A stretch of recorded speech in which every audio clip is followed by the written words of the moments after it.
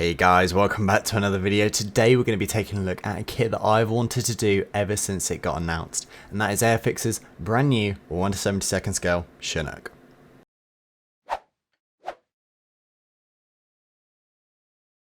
So to begin this iconic helicopter, we're going to be starting by having a look in the cockpit. Initially, as you can see on screen, I'm cementing that centrally mounted control panel, and then I'm going to go on to cement both of the back plates for both of the seats. Both backplates have superb locating slots and slats, however, do make sure that you're getting the angle of them correct, as if you don't, you're going to have some fitment issues. The seat can then be rested onto the forearms of the backplate, and then you can cement the lower padding in place. Then the collective and the cyclic control columns can be cemented in place, once again utilising some lovely big tabs, ensuring that you get good and strong fitment. However, as you can see, they're in quite tight and hard to reach places, so a pair of tweezers might not be the worst idea. The beautifully detailed instrument panel is cemented into the anti-glare shield, and then it is put to one side to be cemented on later in the build. These two bulkheads then slot together, and this will create the partition between the cockpit and the cabin. I'd like to take a little moment to point out how beautiful this quilted texture is, even in 1:72 scale. However, it is not all sunshine and rainbows. You have to get rid of a lot of these nasty ejector pins on these two parts on either side of the cabin. However, Airfix do notify you to do this, so it's not like you're going to miss out. Also, protect your eyes here because these things come off with some velocity. Anyway, this piece then slots into the rear half of that sidewall piece, and this will later on create the gear bay for the Chinook. This sidewall piece is then cemented into one side of the fuselage. It's good to point out those lovely big locating pins, ensuring that you get some great fitment. This is repeated on both sides of the fuselage. You might have noticed when I was showing you one half of the fuselage there that there are quite a few indented holes, and that is because there are quite a few holes to drill out here. Airfix do a very good job of clearly explaining which holes need to be drilled out for each scheme. However, do be very careful and look over the instructions once or twice, because I was very close to closing up the fuselage before noticing I had one or two more holes to drill out. This kit features some jigs. This has become more and more frequent over the last couple of Airfix kits, and these jigs are very easy to use and ensure that you drill the holes in the exact right places. Something that I found, but this is more down to user error, is the jig kind of slipping and sliding every so often when you're using it. What I personally would recommend to rectify this is just using some small amounts of masking tape. And at this stage I thought it was the appropriate time to start getting some paint down and start adding some colour to this build. So all of the interior parts received a generous coating of Mr. Surfaces 1500 black. After I'd left the primer to cure for a couple of hours, I sprayed down the first colour, and that is Mr. Color's C362 Ocean Grey. This colour is going to be used throughout the majority of the interior, and here is how I'm going to spray it. So it is thinned down 60% with a mist levelling thinner, and then it is loaded into my Pro Convoy, which is a 0.2mm airbrush, and that is then sprayed down at 1 bar or 15 psi. Once it had been loaded into the brush, I'm going to direct most of the paint in a mottling motion in the middle of panels. Then, to unify the colour throughout, I will then bring the airbrush back a little bit, open it up and start to blend everything in to give that overall tone of ocean grey. On screen now you can see the final result, and I hope that you can see that spraying the paint down in this sort of fashion helps to highlight all of the raised details and just details in general on the interior of the cabin. Then back to basics, all I need to do here is then mask off certain aspects of the floor, which I believe are in a rubber or a material of that sort, and then it can be sprayed in black with a couple of drops of that ocean grey colour, just to make it a little bit more of a broken up and less stark black. Then the masking tape can be peeled off in a very satisfying fashion to reveal the markings on the floor. And that wraps up the painting needing to be done with an airbrush. I can now get my trusty paintbrush out and do a little bit of detail painting. The major areas which require detail painting is of course going to be the cockpit, but then especially the rear part of the cabin. As you can see on screen now, there is a huge amount of moulded in wires, boxes and other bits and bobs in the rear part of the fuselage, and it would be criminal not to pick all of them out. And by the way, all of the brush painting was done with Amomig's water-based acrylic paint. And with all the details picked out, that wraps up the painting for the interior. At this stage I wanted to bring one or two more of the assemblies together, so here you can see that bulkhead / passage walkway piece. And then I'm also at this stage going to put down some of the decals provided for the control panel and also the instrument panel. They are suitably crisply printed and much better than I could ever do with a paintbrush, so it would be rude not to use them. Then the instrument panel can be cemented onto the front of the cockpit. Then the interior can be sealed in a layer of GX100 gloss varnish before going on to doing some weathering. Here you can see I'm going to be using Mr. Weathering Colours Ground Brown. The ground brown is going to be diluted about 50% using some odourless thinner. It is then at a very brushable consistency and is brushed onto the entirety of the interior. I absolutely love the Mr. Weathering Colour series purely because they are so pigment heavy. There is a huge amount of oil in these bottles, which leads to a very smooth gradient between the underlying layer and the oil coat on top. I was unaware of the benefits of using products from the Mr. Hobby range like Mr. Weathering Colour, and was only explained to me when down at my local model shop, Hannants London. Located right next to the RAF Hendon Museum, Hannants London is one of a kind. It is a one-stop shop for all things modelling like paints, glues, weathering, materials and of course kits. If you can name it, I'm sure that we'll be able to get our hands on it. As well as endless amounts of products, the shop is staffed with gentlemen who have an endless amount of knowledge about all things modelling. So, if you're in need of your next project or supplies, I hope to see you down at Hannants London soon, and it'll be great to meet you. Whilst I was talking about Hannants, all I was doing on screen is I was manipulating the wash using white spirit, blending it into the surroundings and creating a nice subtle gradient between underlying paint and oil on top. Just then I used a black oil brusher, diluted it down about 50% with white spirit, and then speckled it onto parts of the floor to create the idea of little spillages and little oil stains within. Happy that it was suitably mucky, I could install the bay of seats onto the interior's floor. Then everything receives a generous coating of VMS's satin varnish. Now it was just a matter of pushing the floor and cockpit assembly into the locating tabs and pins onto one side of the fuselage. After hearing a very satisfying audible snap, signifying that the interior was locked in place, I brought up the other half of the fuselage, encapsulating the interior and finishing it off. However, before we just say goodbye to the interior, I thought I would show you some of the more high definition images of the interior and just show off some of the beauty and the fact that I can't believe that this is 1 to 70 scale. Don't get me wrong, some of the techniques definitely scale up and make it look bigger than it is, but even so, the level of detailing and moulding here is absolutely exquisite. But back to building now. Here you can see me cementing the belly of the Chinook into place. This has a superb fitment as well. There was no need for filler here and everything just kind of slots and snaps into place without any issues. It was now time to put a couple more holes into this Chinook, once again using a jig. Here you can also see that this jig has a very nicely indentated arrow to ensure that you're directing it in the right direction. After the holes have been drilled, it simply plops off and all of the holes in the exact right position are left underneath. A very nifty piece of engineering here by Airfix was to mould the spine of the Chinook as a separately moulded piece. This meant that it slots on top and over the seam, meaning that there is no longer any need to sand or fill that seam on the spine. Another great bit of engineering was the glasswork at the front. As you can see, moulded pretty much as one piece with the exception of the two side pieces, it just results in a very clean looking shape. There are no seams to affect the overall shape of the iconic front end of the Chinook. The fitment of these parts were absolutely superb, but what I did end up doing to prevent any overspray going onto the interior of the canopy is I ran a very small bead of Vallejo putty down some of the seams which I thought there might be a gap. There was no need to do this, but I was just playing it safe. Onto some more sub-assemblies. Here you can see me building up one of the two engine nacelles. And now I'm building up the filters that go on front, as I'm going to be doing scheme B, which is in the desert, and that means Airfix provided the correct dust filters which should be going on the front of these intakes. However, if you are going to be doing scheme A, which is Bravo November, you don't need to worry as the normal cone shaped filters are of course included.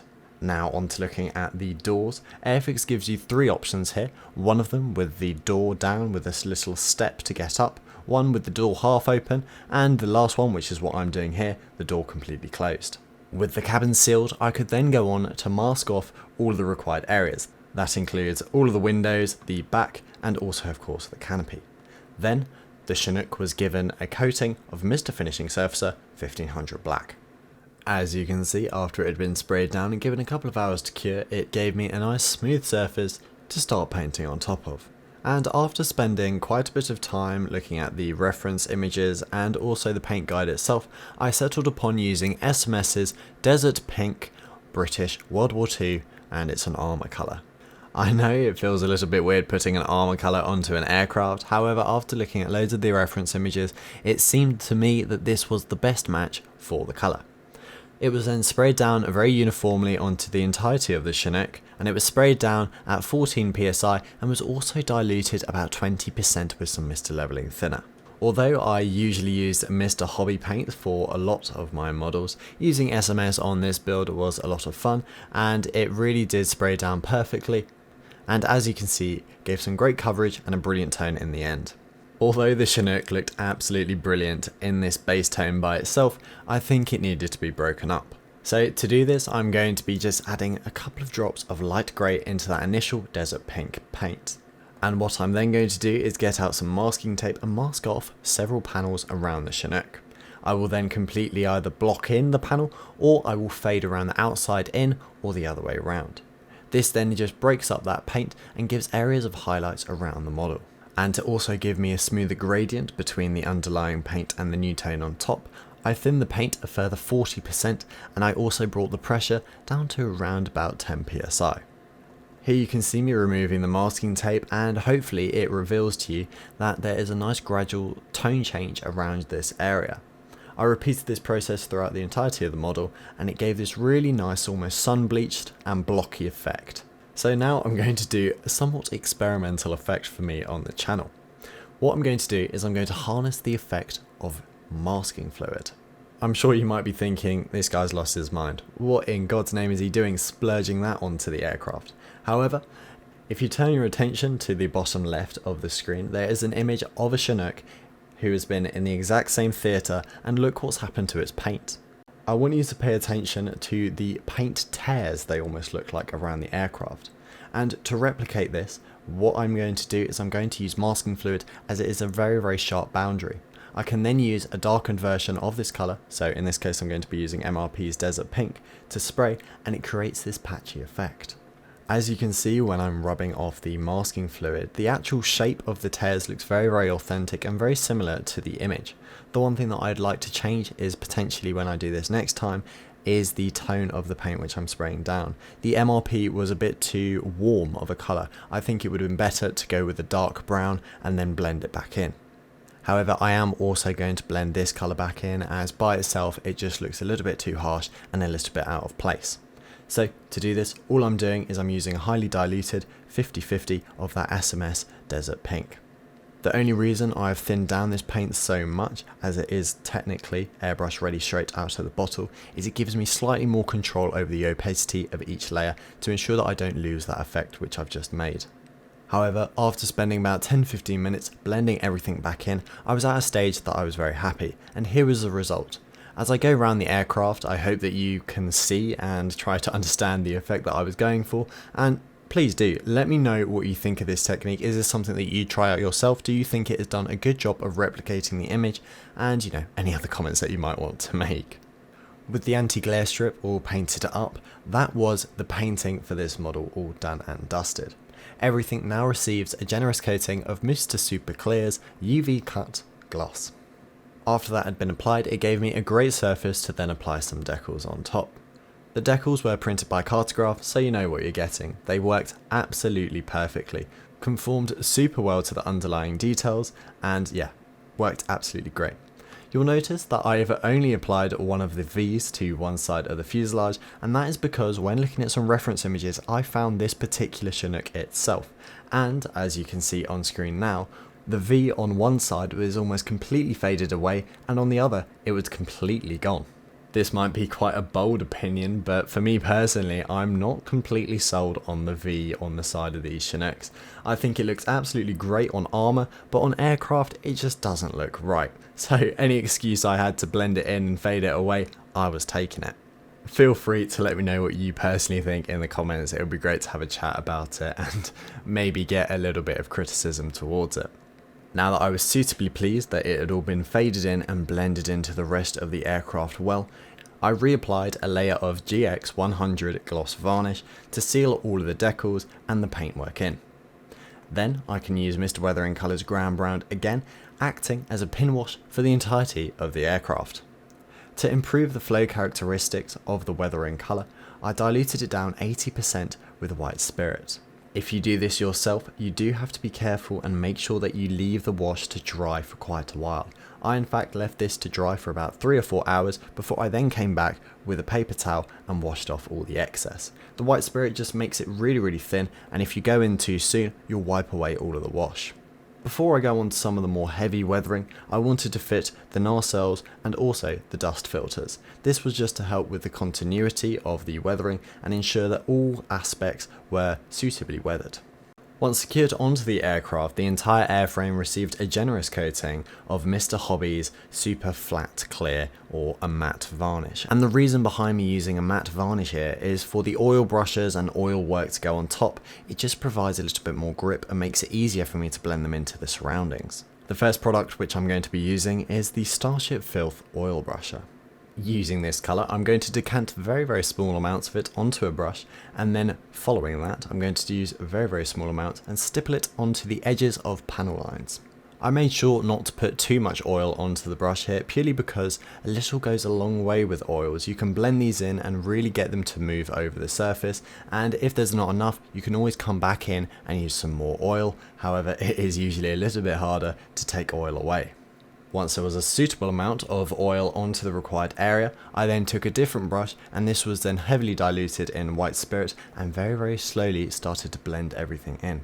Initially working really around the oil, and then I'm going to keep on rinsing my brush in new white spirit and start to blend it out into the panel to create a really nice smooth gradient.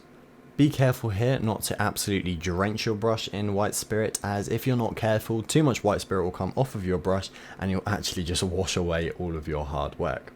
The joy is with oil brushes, however, is they dry really quite quickly. So you don't really run the risk as much as if you're using normal oil paint. When I was doing this weathering, I was working very closely off of some reference images that I had found, and only trying to direct grime in areas also seen on these reference images. When it comes to tones of the oil and stuff like that, I was a little bit unsure, as all of the images seem to have a slightly different tinge to them. So after using that Starship Filth, the other colour that I settled on was a burnt umber.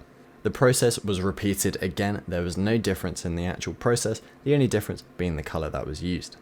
And after I'd done that and worked around the entirety of the aircraft, this was the result.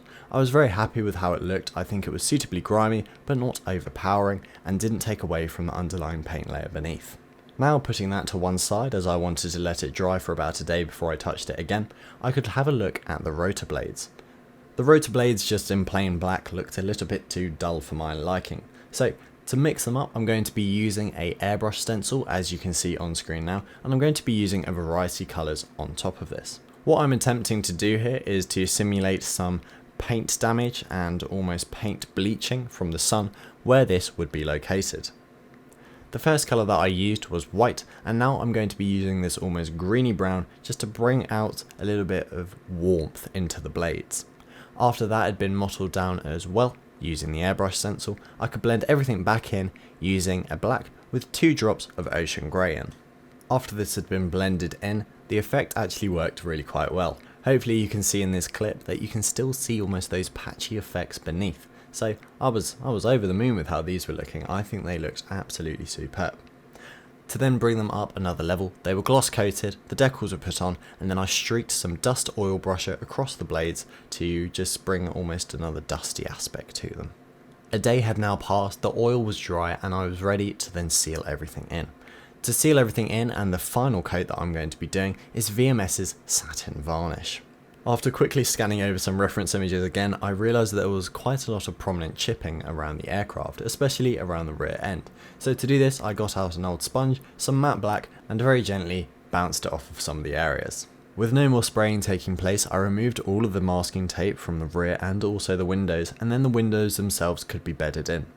Each of the windows also have a notch on them to ensure that you get the right orientation. However, I'm not too sure how you can get the wrong orientation here, as they are circles. But once the circular windows were in place, the masking tape can be removed to reveal the bright red seats that lay underneath. Then my homemade masking can be removed from the canopy. It didn't do a superb job, there were one or two paint leakages and iffy areas around. However, to sort these out, I used a Tamiya cotton bud, drenched it in some Mr. Leveling thinner, and then very carefully went along the edges. And this removed a lot of the overspray. Not all of it, but a lot of it. And any residue, that can just be dust. I mean, come on, it's in the desert. Then I can flip the mighty Chinook on its back and turn my attention to its belly. There's actually quite a lot going on down here. Firstly, the landing gear legs are put into place with the assistance of some super glue. These are really rugged, have really good fitment places, and honestly I feel like I could stand on this and it wouldn't even collapse, but don't do that. Now that it can stand on its legs, the central winch can get cemented in place in the middle. This once again has great fitment. Then the plethora of antennas can be cemented in place. This did take a while, so I didn't film all of it, but they all fit really well, and that's the underside sorted. Now having a look at the rear ramp, this is built up of 3 pieces: the ramp itself, the back of the door, and then the door itself. I will then put that to one side and draw my attention onto the rotor blades. All of the rotor blades fit really well, so good in fact that you could almost get away with friction fitting some of these. As you can see on screen now, look how good that snap was. I love a good snap. Also, it's great to have a little look here that the included rotor droop, this is a moulded rotor droop, this was not done by myself, and it looks really authentic as well. Once all of the rotor blades have been cemented onto that central rotor, the rotor itself can then be cemented onto a rotor hub. I apologise for how many times I've just said rotor, but anyway, they will be put to one side and put on at the end of the build. Now all 7 or 8 of the high frequency radio antennas are cemented to the left hand side of the fuselage. These once again had a really good fitment, was just a little bit fiddly to get it to fit on screen. But I think that's more down to the fact that I've got a big great camera in front of me. Now rigging has to attach to each of these high frequency radio antennas. This was done utilising AMOMIG's 0.2mm fine rigging. Any excess was then snipped off, and that completed all of the radio antennas. If you're doing this build yourself, do make sure that you do this before you cement or put the rotors on, otherwise they'll be very hard to reach. Then the previously assembled ramp can get cemented into the back of the fuselage, and the 2 rotors are placed on to finish this build. So thank you very much for watching this video. I really do hope that you've enjoyed it. If you are interested, this should be featured in a Phoenix Scale publications in the near future, so I'll leave a link to them down below. And without any further ado, enjoy the final photos and videos, and I'll see you next time guys. Bye bye.